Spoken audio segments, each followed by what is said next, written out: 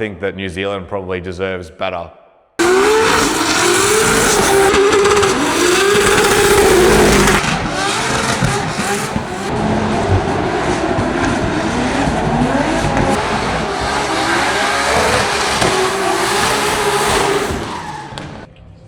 No, 2 wheels off twice. It'll be obvious when you get my GoPro up.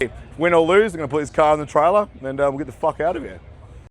Hi guys, we're back and getting Toretto ready for Bay Park this weekend, the last round of D1NZ and probably the last round I'm ever gonna drive. Got a little bit of a bingle at Gisborne last time we're out. As you can kind of see, this is the toolbox that we're running and spares. So we don't have many spares. So we're just trying to get this the best that we possibly can with not much stuff. The car's pretty tweaked. We knew it was tweaked last time too. I bent the cross member and the subframe plus the rear knuckle. We haven't got any new parts for it. We're just going to drive it. It didn't seem like it was too bad. But yeah, it's always a little bit funny to start the video like this and kind of see what we're up to. So we're getting the car prepped, got all the arms out, sat them on the ground. Just going over clearances on the engines now, having a little read of the spark plugs and stuff, making sure we look sweet. Motec takes care of pretty much everything anyway, but still it's just kind of good to be a little bit vigilant. We've done a front spring change in front of the car. Probably gonna wheel line it tomorrow or something like that. We're doing a street cruise and I think we might be doing a school display coming up too. This car looks rough. So we got Rhinos, my little brother. Anyway, you've probably seen him before, but he's on the back here. He's been the artist, putting the tail lights back together, trying to make it look a little bit better. But anyway, we'll probably cut to just some more cool shit. But I thought we just might start this off with just kind of the humble beginnings of what we're dealing with. It isn't easy being international. We definitely is not like having this car at home and being able to do all the shit you want to do. But yeah, we're getting there. We'll be right.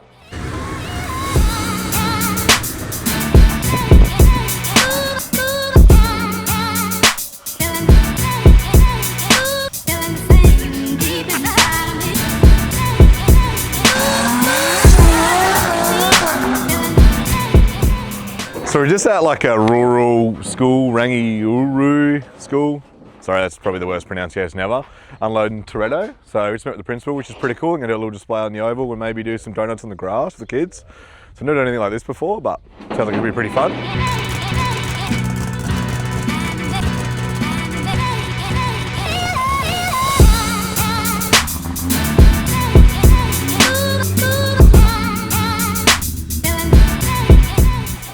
It's unloaded Toretto, this cool little rural school in New Zealand.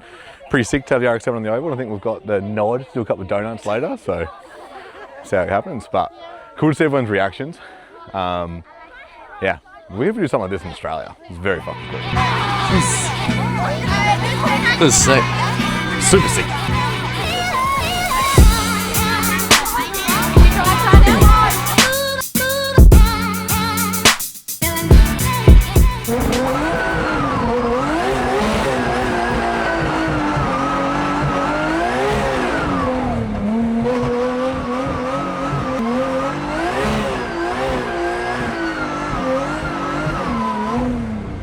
That was so sick.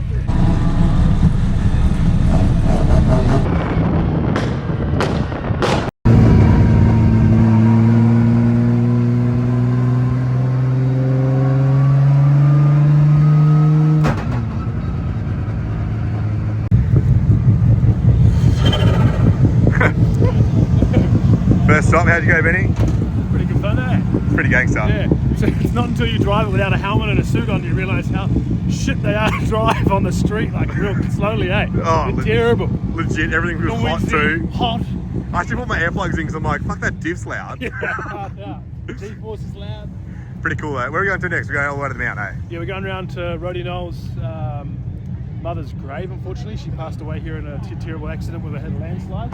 So go pay her respect around there, and then round to Seedham Deli's RHP boys, and he's putting on some pizzas and some drinks.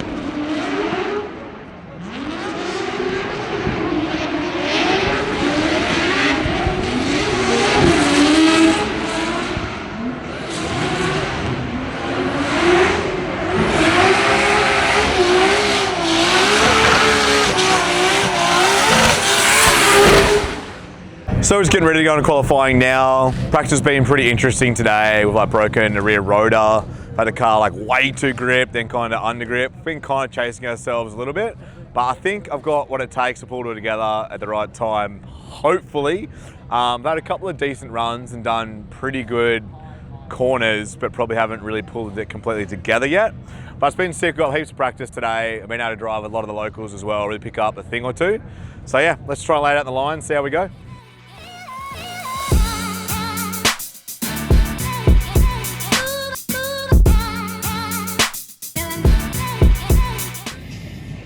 On commentary debut, Blake Miles.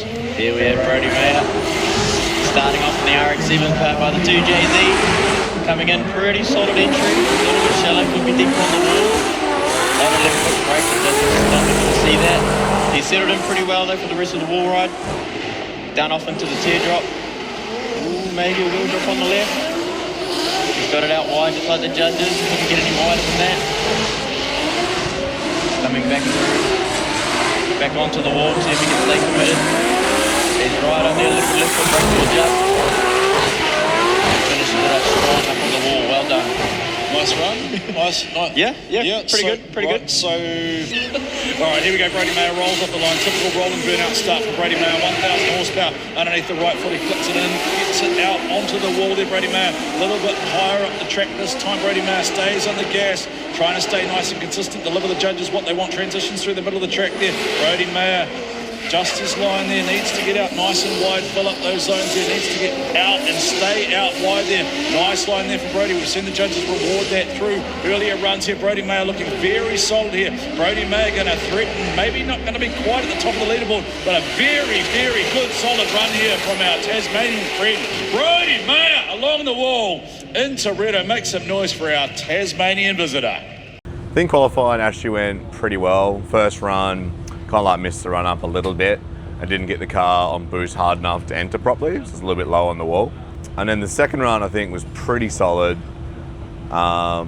Pretty happy with it. Ended up with like a pretty much standing ovation for everyone in the crowd. Somehow we've ended up 25th. I'm watching people outscore me, not even running the wall. So I don't really know what to think. I'm almost over rotating and stuff. Obviously we've had lots of judging problems coming over to these events. It's definitely a little bit like of a sour grape sort of moment, I suppose. And look, maybe confronting the judges at the last event at Gisborne didn't work out very well, because I had 2 scores into the 90s and one judge scored me a 72, which brought my average score down to 84. So yeah, we're literally been contemplating whether we even drive today. I honestly think I don't really want to. I'm just sick of not controlling my own destiny, seemingly getting shafted. It probably looks like I'm sooking. Really have to be here, I guess, to understand. Obviously lots of people sook about judging. I don't know, it's not an easy job, I've done it as well. But obviously there's a huge disconnect between what we think and what they think, at a minimum, what everyone thinks. I don't really know. The level was pretty high last night, and the top few runs were pretty gangster. But yeah, I can't see how we shouldn't have been top 5. And even watching back through the runs, I don't really get it. And then yeah, seeing people make huge ass mistakes, me make none, and actually be properly riding the wall and riding the wall from the start. Most drivers here don't get on the wall till like the middle. I just don't understand. Anyway, we're in a bit of a bad headspace about all this.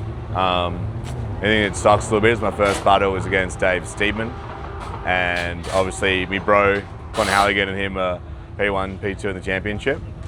Would like to knock him out for Connor, and then probably just leave. I don't know what we'll do. Yeah. I mean, even if we think that, I'm honestly not sold that I'm going to get a fair battle anyway, even if I do win. So is there any point? We're going to go and practice, try and just enjoy ourselves while we're here, have a bit of fun, and then make the call afterwards what we're doing, I suppose. So I thought I'd hop in right now and just sort of explain a little bit what I'm meaning. I mean, I'm sure you guys have already heard a million times before from competitive drifters that the judges have stitched him up, and everyone's had a mate up in the crowd that's like, oh, you won that battle. And I think, at least to me, obviously I run a drifting business, we run a lot of drift events, and I watch a lot of drifting, and in many ways I see myself almost like a bit of a noob for drifting and competition drifting.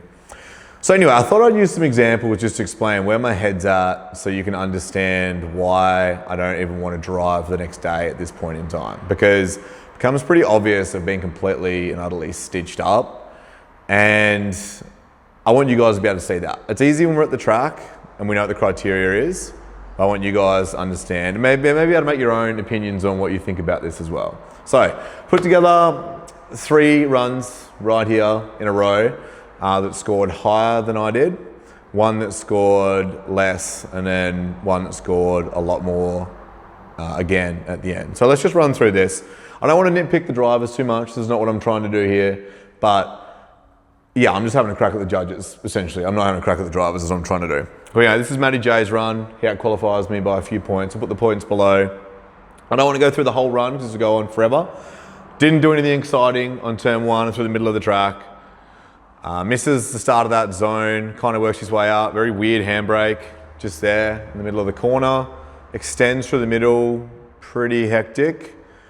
And then, yeah, pretty dismal on the wall ride back, like the front wheel is actually hitting the yellow line, left foot brakes on, and yeah, that's a pretty much complete another missed final zone.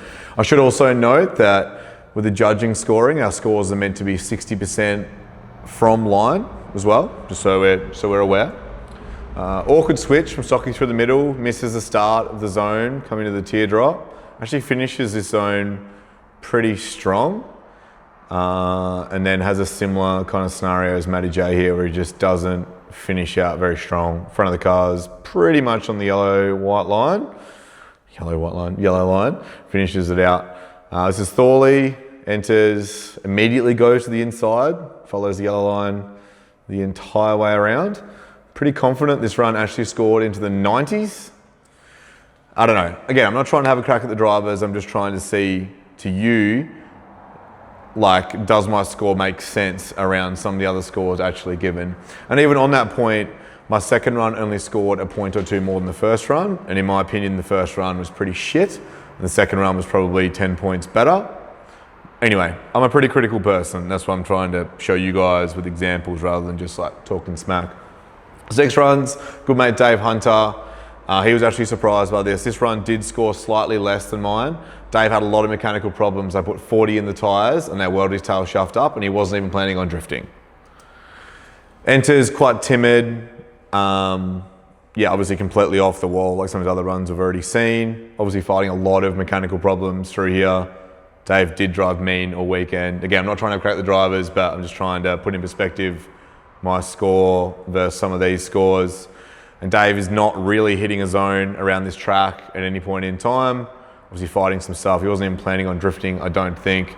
And he pumped the car up and made it so slippery that he just about couldn't drive it. And yeah, he even came to me after the run and could not believe that we were almost on similar kind of points. This is probably the funniest. So this is Dave Steedman. This is who we end up actually battling against in the championship hunt. And obviously the little golden boy of the moment. Steedman actually starts pretty strong and it is actually a very good driver. But yeah, some cracks were forming over the weekend. I don't know if it's fully deserved, the position he ended up. Drops down off the wall early, has a lot of trouble with this switch, misses the start of the zone and the teardrop. Real awkward brake switch. It's on left foot brakes with a teardrop, which they said they didn't want. Comes up onto the wall here. As you can actually see, he's like short. He's got on the brake and he's trying to drive himself up the wall.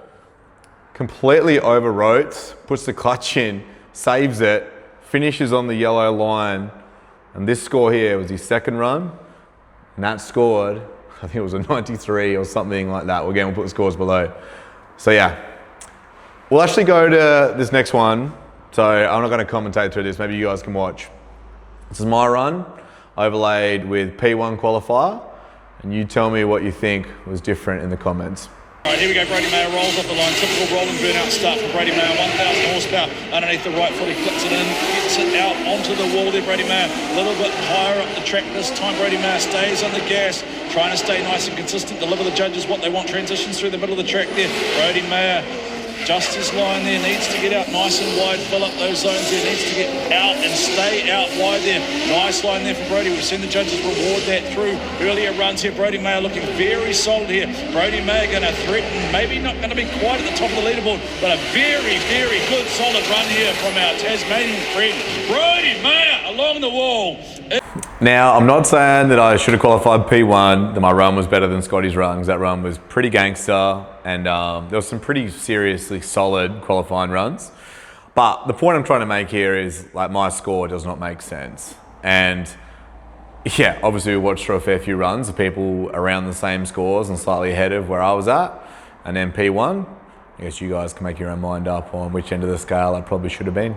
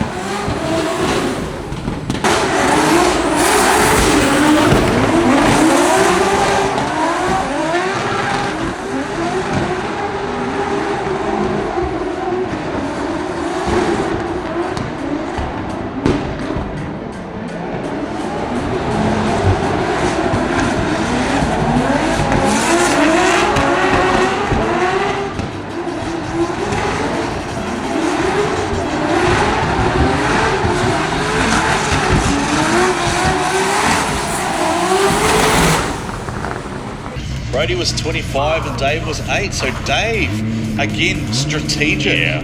Yeah. The veteran, the experienced head. Very looking forward to this battle. I love that. I love the fact we couldn't find Dave before and he's here now to play.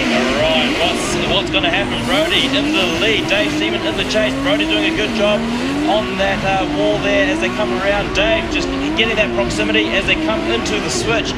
How are they going to be set up for out of zone 2? Oh, Dave right on his rear quarter there. Brodie doing a good job in they're filling that out of zone fully as they come into the switch. Is Dave going to pop out the smoke? Yes, he is. He's right there with Brodie. What can Brodie putting on a beautiful line out the front, right on the wall. And Dave doing what he can in the chase. What a run. Dave must stay and he must win the event. Let's see what Dave Steeman can do with Brodie Maher. Drift League Tasmania in the chase. Let's see what happens as they go onto the GG Radar 4-ride. Dave doing a very good job there. Brodie right there with him. Super close as they come into the transition. How are they going to be set up for out of zone 2? Dave doing a good job filling that zone right out with the wall. Brodie doing a good job in the chase as they come around and hit the outer clip and switch back. Brodie just popping out the smoke there. Dave doing a good job in the lead. Brodie, can he reel it in? Is he going to be able to finish strong on this lap? How's he going to go? And as they cross the line. Wow. And we're waiting for Stephen to decision.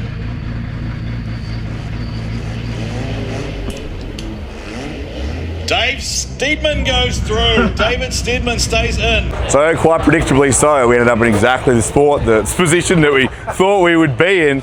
And we're putting in protest form against that battle. And obviously if you follow along, you've already seen, we called out earlier that this was gonna fucking happen because it always happens to us. But anyway, we'll see how this goes. Lost the battle. Dave put 2 wheels off twice.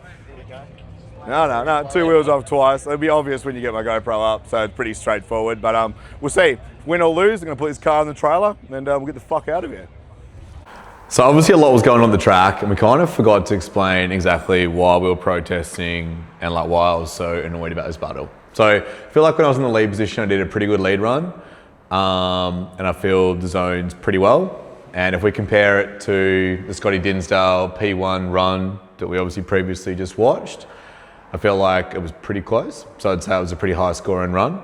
And if we just use that as an example of what the best lead run is, I feel like this was a pretty close lead run.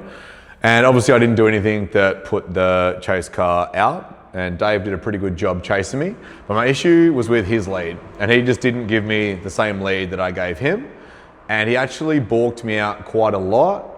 and also drop wheels through a section of the track, which almost makes it impossible to chase. So I know on first glance, you look at this and you think the chase looked a lot shitter from me than from him. Yeah, look, let's just get started to watch it, because the more we watch this, the more this whole thing will make sense. So this is my onboard. Follow Dave in. Note kind of the distance from like his front wheel here down to the inside. We kind of entered low, and then he worked his way up. There's a point about here, which is probably about halfway through the bank. We're all the way up on the wall. You can see he actually hits full lock at this point. And as soon as he hits full lock, we start coming back down the wall. Like, look where his front wheel is right now. Like, he's got half lock and he's like shooting back down. I'm on the inside here. There's plenty of wall still to go. And I'm kind of getting pinched out. Like, he's left the zone almost immediately. Like, I'd say he didn't start on the wall, so he never even started on the zone. He got to the zone in the middle. As soon as he touched the zone, he comes straight back down. And like, look how much wall is still around the outside, and look at the trajectory we're on. Like, we're basically aimed at the dirt bank on the inside. We're pretty much heading for the yellow line all the way down on the inside. The judges did say they didn't mind us leaving the zone early, but this is not like a car length or two early. This is like 10 or 15 or 20 car lengths early. I gotta argue that we almost didn't actually even hit the zone at all. You can see I'm struggling hard here. I'm on the handbrake. I'm trying to keep out of the dirt on the inside. I'm getting pinched out here, and there's really nowhere for me to go. Obviously, there's a wall on the outside. He's dropped us down. The smoke comes to the back of his car. Well, there's a switch coming up here, so I need to be kind of in this spot. But this is completely cooking my ability to actually chase him. See, we switch here. I switch a little bit behind him. It feels like we're fully in the wrong position of the track, because we are. You can see, because he's come down the bank, it's forced his switch through the middle of the track to be in the wrong spot, and he's kind of carrying too much speed because he hasn't decelerated on the wall correctly. And I guess this is the main problem I have, was this particular switch through here. So if we just watch his front wheel, see the whole car's little bounce, just there. That's where he's dropping a wheel on the grass on the inside, and that section's pretty cut out because a few people were doing it. And obviously, this gives me nowhere to go for the chase, right? Like, he's dropping a wheel on the inside through here. He's left the zone early, and all these things culminate to him doing like look at his car position in this point here. That car should be faced the other way. I'm starting to switch. He's still going this way. But because he's left the first zone early and then cut, he's now in a completely compromised and somewhat retarded position coming into this zone. And he's actually like missing the start of this zone completely as well. Like, look, he's on the brake, the car's all pitched forward. He knows he's made a big mistake at this point. And this started back at the first wall ride. It cooks me. You can actually see in the car here, his hands are doing this inside the car. He knows he's cooked, and he hasn't even, he's just started to switch the car where the cone is, the start of the zone point is. So yeah, essentially he didn't enter on the wall. He worked up to the wall, dropped straight back down, and just knifed me off in the chase the whole way. So my protest specifically was that he used the incorrect line, missed the zone, and dropped wheels through coming into the teardrop, and just missed all the switches the whole way through. I didn't realize at the time, but he actually dropped wheels as well when chasing me for the same section of the track. So got a few less revs on now. I'm not really sure how much of that last speech we'll put in. Probably still a fair bit, because it's a pretty frustrating situation. But our protest hasn't been upheld, even though Dave, I mean, realistically, especially if you watch it back through, he just did not give me a lead that was anything like the lead that I gave him. I'm actually on the wall both directions. He is not on the wall. And he fully boxed me out to the middle of the track, dropping wheels. Somehow got the win. Didn't feel the zones as much. I mean, I'm so confused. But then again, I'm also not confused, because this is the reason why we're not coming back to D1NZ, because this continues to happen. And we're getting to a point where it's actually becoming my fault for coming back. It's consistently exactly the same. So this is on me now to make the change, because I keep thinking it might be different, but it's as predictable as we think it is. This is that girlfriend that we know that we should be cutting off. We just keep going back to her, even though she's slashing our pillows. That's exactly what's going on here. So yeah, it's the end of D1NZ. Get it all cleaned up and on to better things. So you can make your own minds up on whether we got stitched up or not. I feel like it's relatively obvious, and yeah, I don't really know how to break it down in a way where this makes sense.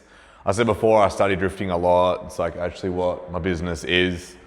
None of this checks out. It seems like myself, Mitch Lana, and Luke Fink were all missing GST on our qualifying scores, and we're getting pretty stitched up. I don't know if it's a nationality thing. I don't know if it's like who's mates with who. I don't know if it's like a bit of a circle jerk. I've got no idea what it is. I was getting some feedback that I was left foot braking too much.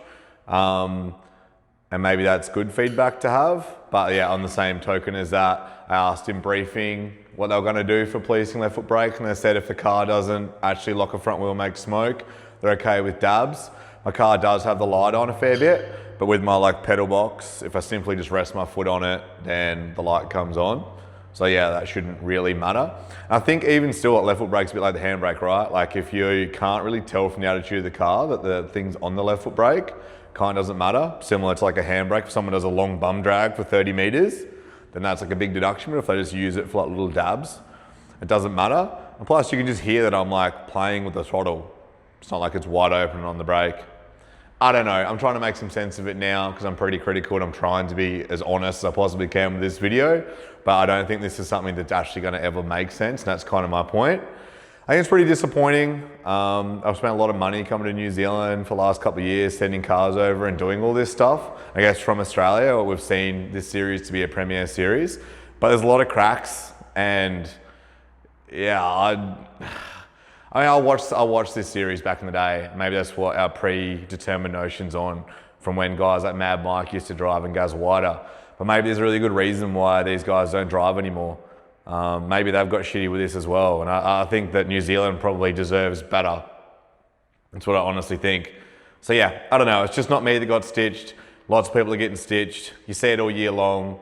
I don't know. I think the Kiwis deserve better. For me, I'm definitely never going back to this ever again.